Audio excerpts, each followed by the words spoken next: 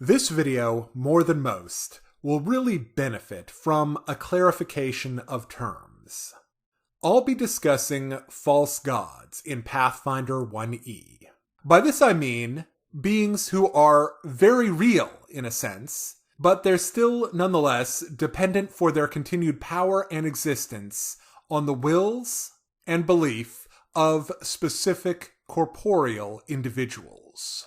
They're clearly distinct from what I would call true gods, beings much less subjective in their existence.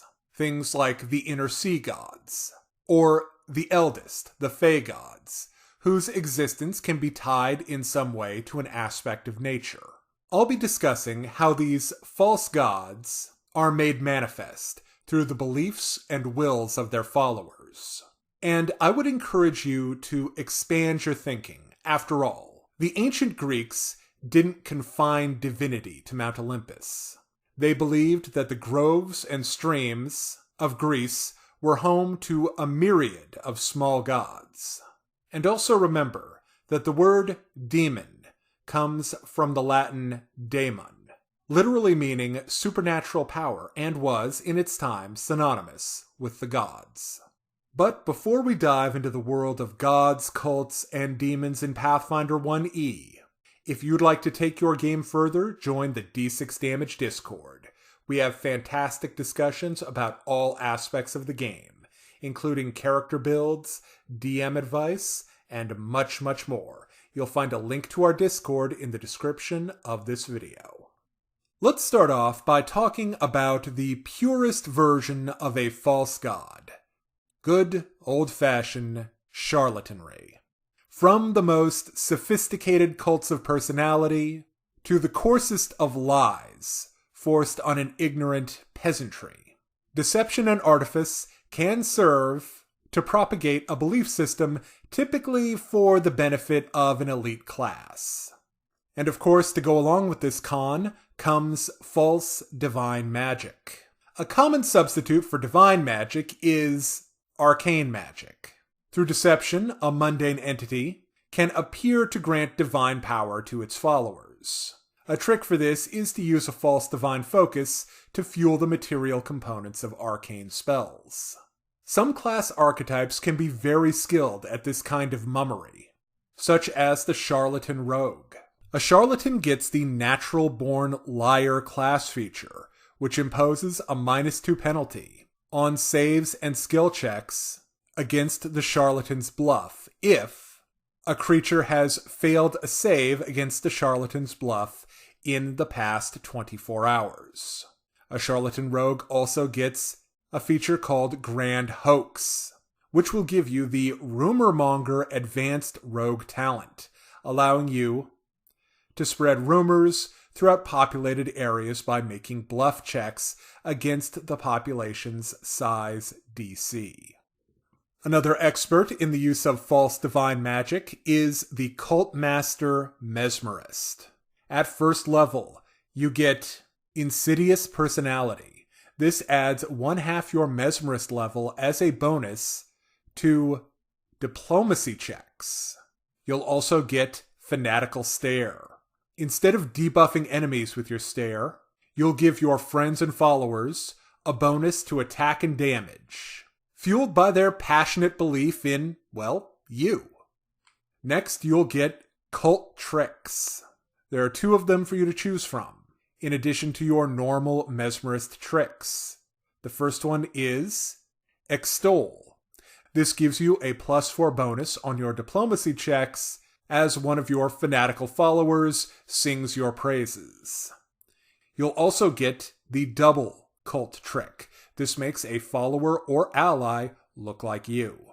Later, you'll get false healing. This gives temporary hit points instead of removing mental status effects via your touch healing. Next, you'll get faithful followers. This gives you the leadership feat instead of your 7th level bold stare ability. Finally, you'll get fanatical devotion. This removes the leadership penalty you would normally incur by being aloof or cruel to your followers. Now, before I move on to the esoteric entities you can manifest with the power of belief, I need to talk about the psychic sensitivity feat. Psychic sensitivity can give any class the ability to use occult skill unlocks, such as automatic writing, psychometry, or aura reading, which are new ways to use skills that mimic spells and spell-like abilities. This feature is implied to be important for manifesting beings of mental energy, and it can represent a lot of different things about a character, such as meditation, occult studies, or a growing awareness of psychic phenomena. The first entity I'm going to talk about could be considered a type of personal god or perhaps mental demon. I'm referring to a tulpa. A tulpa is a being constructed of pure mental energy by a powerful or psychically sensitive mind. Now, from the DM perspective, a tulpa is a template that adds +2 to the CR of any corporeal creature. DMs should be careful before allowing PCs to create a tulpa, especially because the creation process has not been given a rule set. Now, as I said, the tulpa is a template that can be applied to any corporeal creature, such as a monster from the Monster Manual, like a wolf, a dragon, or the Tarask. I would suggest a house rule. Limit the tulpa's base creature to something with a CR of about half the player character's CR that's trying to manifest it. The tulpa template provides some ability score increases. If the tulpa is created intentionally, the creator selects 2 ability scores to increase by +4, and 2 additional ability scores to increase by +2. If the tulpa is created accidentally, say by a traumatized, psychosensitive mind, the ability score increases are random. With one exception. A tulpa's intelligence score can never be higher than its original creator's. If this ability score is brought higher than that by a bonus, it's stopped at the level of the original creator's. Next, alignment. A tulpa's alignment is not bound by its original creator or the creature that it's based on. A tulpa created intentionally has its alignment set by its creator. Next, type. A tulpa's type is changed to that of outsider, but racial hit dice, base attack bonus, and saves are not recalculated. Defensive abilities. A tulpa gets a +4 bonus to saves versus mind effects. Creator link. By concentrating for 1 minute, a tulpa can sense the direction and relative distance of its creator. A tulpa also gets mental form. A tulpa is capable of existing as a non-corporeal force of pure mental energy within its creator's mind. A tulpa can attempt to assume this mental form and take refuge in its creator's mind as a full round action that does not provoke attacks of opportunity. It can do this as long as its creator is within 60 feet. The DC to resist a tulpa's mental form is 10, plus 1/2 the tulpa's hit dice, plus the tulpa's intelligence modifier. When in this state, the tulpa can't be affected by spells, attacks, or abilities, and it perceives the world with its creator's senses. This is treated as a riding possession spell. The tulpa can't communicate directly with its creator. The tulpa can, however, cast mind-affecting spells on its creator. Finally, the tulpa can read its creator's surface thoughts as if using detect thoughts. Tulpas are sustained by thought. Tulpas do not regenerate HP or recover their pool of psychic energy naturally. A living creature must concentrate on or interact with the tulpa for 10 minutes. This allows it to recover 5 hit points and 1 point of psychic energy. A creature other than the original creator can only add 5 hit points and 1 point of psychic energy per day to the tulpa, but the creator can do this every 10 minutes indefinitely, either by concentration or interaction. A creature that interacts with the tulpa in this way for 7 consecutive days forges a link with the tulpa and is treated as its creator for the purpose of this ability. It is a DC 20 will save to avoid creating such a link. I would suggest the house rule that a creature with a bond of this kind with a tulpa is also vulnerable to the tulpa's mental form ability. Tulpas also get psychic magic. A tulpa can use points of psychic energy from its pool to cast psychic spells. A tulpa can store up to 3 plus its HD of psychic energy in this pool. It can cast Burst of Adrenaline. This gives a +8 bonus on Strength, Dexterity, or Constitution D20 rolls. Casting this spell is an immediate action, and it will cost 1 point of psychic energy. The tulpa can also cast Burst of Insight. This gives a +8 bonus on Intelligence, Wisdom, or Charisma-based D20 rolls. Casting this spell is an immediate action, and it will cost the tulpa 1 point of mental energy. It could also cast Ego Whip 1. This imposes a -2 penalty to Intelligence, Wisdom, or Charisma for 1 round. This will cost it 3 points of psychic energy. It can cast Levitate for 2 points, or Paranoia. This spell makes the affected attack the nearest creature, and it will cost 2 points of psychic energy.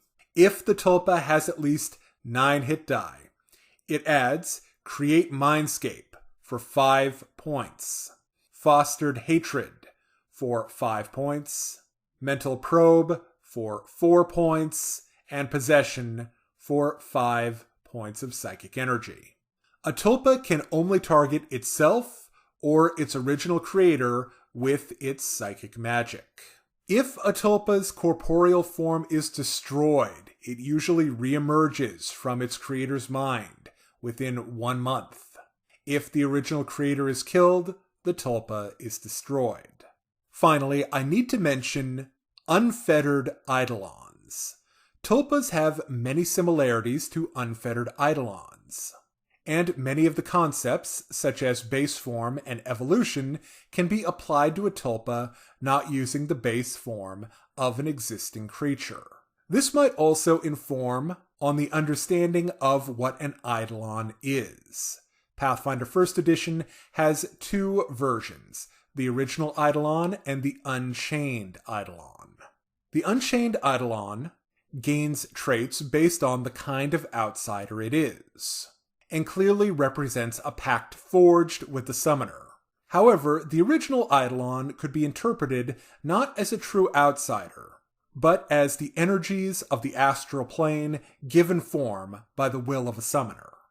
Now, let's move on from the tulpa, which is the product of a single mind, to an egregore, a powerful psychic entity manifested by a cult under the command of a psychic leader. This leader must be capable of concentrating the collective will and latent psychic power of his cult. Creating an egregore requires a cabal of at least 13, 1 leader and a minimum of 12 followers. A typical egregore is a large aberration. Egregores have defensive abilities, such as Amorphous, making the egregore immune to precision damage such as sneak attacks. An egregore also has DR5, bypassed only by attacks that bypass all DR. They also have spell resistance of 21. An egregore has a speed of 30 feet, and a 40-foot fly speed with perfect maneuverability. Like the tulpa, an egregore has psychic magic, fueled by a pool of psychic energy. The base version has 24 points. It could spend 6 of those points to cast Heal, 6 of those points to cast Mass Bear's Endurance, or 6 of those points to cast Mass Bull's Strength. It's constantly under the effects of Mage Armor and Mental Barrier, and it can cast Cure Moderate Wounds at will. Each egregore has a cult mind. When an egregore is created, it requires a ritual lasting 1 day and costing 1,000 gold pieces per member of the cabal. An average Egregore's cult mind can have as many members as it has HD. As an example, the base Egregore has 13 D8 hit die. A larger one could have 16, 18, or even 20 hit die, and that many members of the cult mind. New members can be added to the cult mind only if an existing member dies or departs. As long as a cult member is within 1 mile, the Egregore can use any of its spell-like abilities on that member regardless of distance. If a member of the cult mind must attempt a will save, the Egregore can attempt a will save as well, and the cult member can take the better result. If the save is failed, another member of the cult can choose to suffer the effect. Cult members have a limited form of telepathy, resembling a wizard's bond with his familiar. If a cult member moves beyond 1 mile, the link with the Egregore is severed, and all cult members must make a DC 20 will save or be sickened for 1 round. If the number of the cult mind drops below 1/2 the Egregore's hit dice, it must make a DC 20 will save or be confused until it makes a successful save. It gets a new save each round. If all members of the cult are slain or leave, the Egregore dissipates. An Egregore also has an ability called Hypnotic Oscillation. The Egregore can cast Hypnotic Pattern, and its cult members are immune to this effect. Finally, an Egregore has an ability called Light Tendrils. The Egregore can attack with tendrils made of light. These tendrils are treated as having the Brilliant Energy special rule and ignore armor and shields. Now, let's move on from these products of thought and will to something that is empowered by faith and devotion. I'm speaking of idols. This is a combination of a minor deity and a magic item. Idols possess supernatural abilities and can grant powers and boons to followers and place curses and cast misfortune upon enemies. Creating an idol. An idol might start as only an object, such as a statue, totem, preserved body, or any other thing that is the focus of prayer and veneration. It's implied that this can happen naturally over decades or even centuries of worship, but a skilled cult leader or a cult practitioner can probably make this happen much more quickly. An idol has ability scores like any sentient item. Idols have intelligence, charisma, and wisdom scores.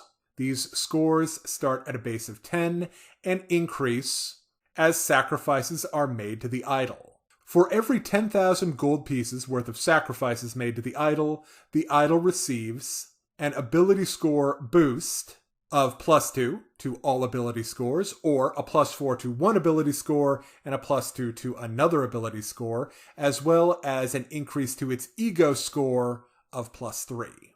The next mechanic you need to understand about idols are sacrifices. Idols gain power and ego through sacrifices. This can take a number of forms. First, sacrificed items. Items sacrificed to the idol in the form of feasts or treasures are worth the base price.